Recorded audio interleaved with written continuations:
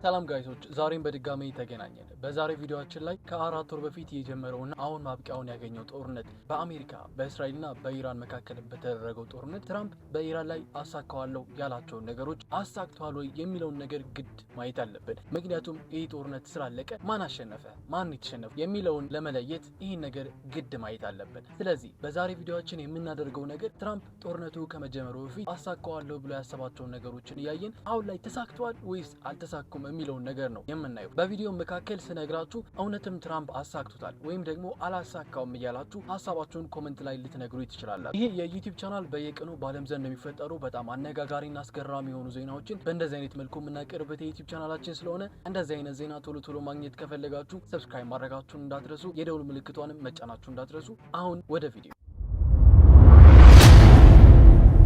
ኦኬ፣ ይሄ ጦርነት ከመጀመሩ በፊት ማለትም ከ4 ወር በፊት ትራምፕ በኢራን ላይ ጦርነት ከመጀመሩ በፊት ማለት ነው ትራምፕ አሳካዋለሁ ብሎ ካሰባቸው ነገሮች መካከል አንደኛው የኢራን ሚሳይልና ድሮንን ማውደም ነበር። ይህን በእርግጥ አድርጎታል ወይ የሚለውን ነገር እኔ በመጀመሪያ ጦርነቱ ከመጀመሩ በፊት ኢራን በመካከለኛው ምስራቅ ከሚገኙ ሀገራቶች በጣም ብዙ የሚሳይል ክምችት ያላት ሀገር ነበረች። በቁጥርም ደረጃ ካየነው ከ2500 እስከ 6000 የሚሆን የሚሳይል ክምችት ነበራት ኢራን። ሚሳይሎቹም የተለያየ አይነት ሚሳይሎች ነበሩ። በተጨማሪም በጣም ብዙ ርቀት መጓዝ የሚችሉ ድሮኖችንም በጣም በሰፊው የምታመርት ሀገር ነበረች። ከነዛ ድሮኖች መካከል ሻሂድ የሚባለው ከቅርብ ጊዜ በኋላ በጣም እየሰማን ያለውን ድሮን በጣም የምታመርት ሀገር ነበረች። እናም ከጦርነቱ በኋላ አሜሪካ 1500 የሚሆኑ ሚሳይሎችና 6000 የሚሆኑ የኢራን ድሮኖችን ማውደሟን ተናግራለች። ስለዚህ አሁን ኢራን ምን ያክል ድሮንና ሚሳይል እንደቀራት የምናውቀው ነገር የለም። ግን ስቲል ሀገራቶችን በሚሳይልና በድሮን እየመታች ነው። አሁንም እንደውም ካስታወስን ከቅርብ ቀናቶች በፊት እስራኤል ላይ በጣም ብዙ ሚሳይሎችን አስወንጭፋ ነበረ። ከዚህም መረዳት የምንችለው ኢራን አሁንም ሌሎች ሀገራቶችን በድሮንና በሚሳይል የመምታት አቅም እንዳላት ነው። ሌላኛው ጦርነቱ ከመጀመሩ በፊት ትራምፕ የነበረው እቅድ የኢራንን የወታደራዊ አቅም ማውደም ነበር። በዚህም አሜሪካ እንደተናገረችው 161 የሚሆኑ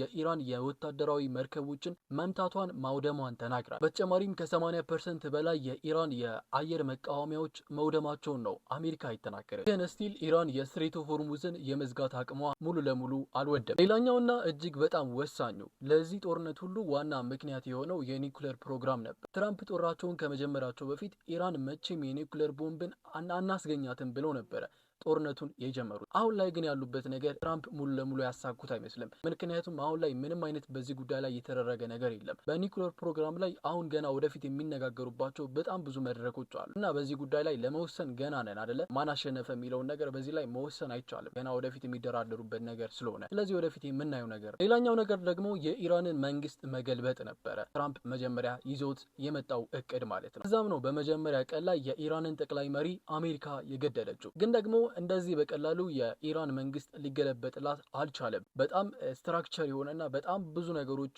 የተጣማመረ ነገር ስለሆነ አንደኛው ሲሞት አንደኛው የሚተካበት ነገር ነው እና በዚህ ጉዳይ ላይ ትራምፕ መጀመሪያ ይዞት የመጣውን እቅድ አሳክተዋል ማለት የማይቻል ነገር። እንደ አጠቃላይ ግን በዚህ ጦርነት ሁለቱም ሀገራቶች በጣም ብዙ ነገሮች ተጎድተዋል። ግን ደግሞ እንደ ኢራን የተጎዳ የለም ብዬ አስባለሁ። በሟቾች ቁጥር ይሁን የሞቱባት ሰዎች ምን አይነት ሰዎች እንደሆኑ በነዛ ምናምን አይነት ካየነው ኢራን በጣም በብዙ ተጎድታለች። ግን ደግሞ ትራምፕ አሁንም በጣም ያላሳካቸው ነገሮችን እንዳሉ ማየት እንችላለን። ይህ የኔ አስተያየት ነው። እናንተ ግን በዚህ ጉዳይ ላይ አሁን በነገርኳችሁ ማን እንዳሸነፈ ማን የበለጠ ስኬትን አሳክቷል የሚለውን ነገር ኮሜንት ላይ ልትነግሩ ትችላላችሁ። ቀደም እንደነገርኳችሁ የዩቲዩብ ቻናል በየቀኑ በዓለም ዘንድ የሚፈጠሩ አነጋጋሪ የሆኑ ጉዳዮችን በእንደዚህ አይነት መልኩ የምናቀርብበት የዩቲዩብ ቻናላችን ስለሆነ ማለት ነው። እንደዚህ አይነት አቀራረብና እንደዚህ አይነት ዜናዎች የሚመቻችሁ ከሆነ ቀደም እንዳልኳችሁ ሰብስክራይብ ማድረጋችሁ እንዳትረሱ፣ የደውል ምልክቷንም ማብራታችሁን እንዳትረሱ። ከነገ ወዲያ በሌሎች አዳዲስ በተፈጠሩ ነገሮች ሰፋ ባሉ ዜናዎች ተመልሰን እንገናኛለን። እስከዛ ድረስ ይመጣል።